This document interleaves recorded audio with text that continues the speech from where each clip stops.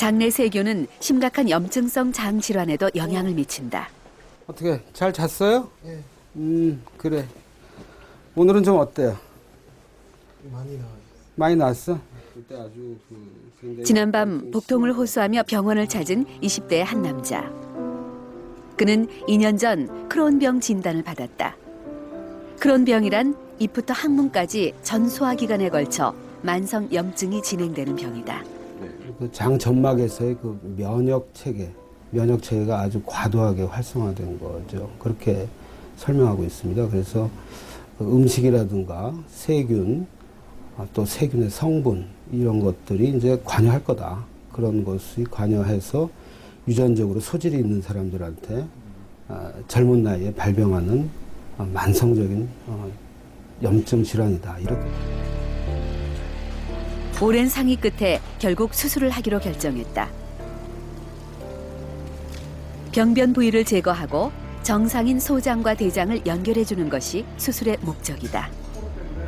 일반적으로 크론시병에서 잘 침범되는 부위가 바로 이 회맹부인데 대략 한 30에서 50%는 먼저 이 부위가 침범이 돼요. 그 다음에 뭐 대장 이런 식으로 가는데 아주 전형적으로 회맹부만 선택적으로 침범이 돼 있고 밑을 확인해서 다행히 대장과 소장의 연결 부위에 병변이 집중해 있었다.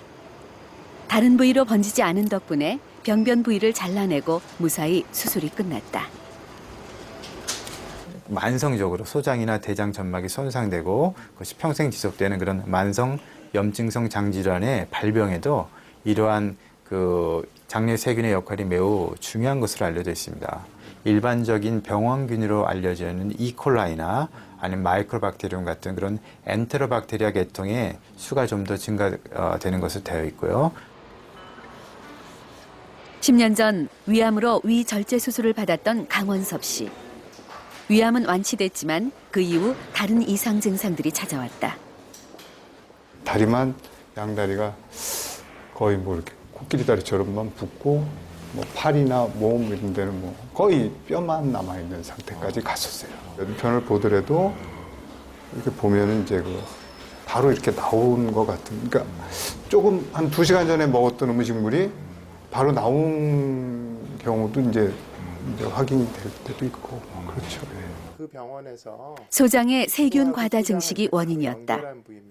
정상적으로 장내 세균은 소장이 아닌 대장에 대부분 모여 있다. 여기가 이제 소장에 세균이 많이 증식하게 하지 않는 제일 중요한 기전 중에 하나가 위에서 분비되는 위산입니다. 이 위산이 세균을 살균하는 역할을 하는데 이분은 위를 절제하셨기 때문에 위산의 분비가 전혀 없는 분입니다. 따라서 일정 시간이 지난 이후에 수술 후에 소장의 세균이 지나치게 많이 증식하는 현상이 일어나게 된 것이죠. 강 씨는 소장에 증식된 세균을 죽이는 항생제 치료를 받았다. 장내 세균 분포가 정상으로 돌아오면서 이상 증상들도 하나둘 없어졌다. 약 한 달 전 폐렴으로 입원한 최춘자 씨. 물 좀 드실래 엄마? 물 조금만 드셔봐.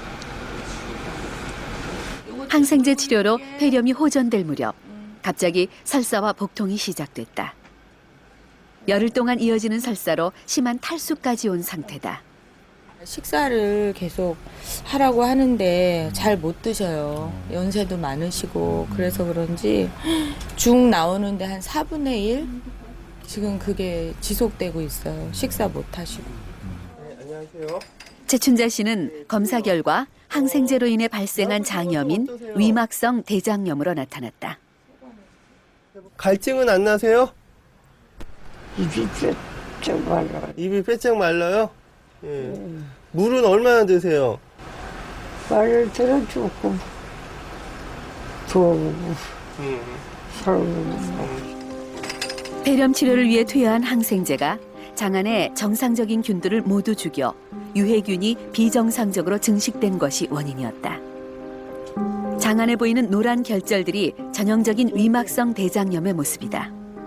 그 유막성 대장염은 그 폐렴 같은 감염이 생겼을 때 그로 인해서 항생제 치료를 하는데 그 항생제가 그 장내 정상적인 상규균도 파괴를 함으로써 장내 세균의 불균형이 오고 그로 인해서 병원균이 자라게 됩니다.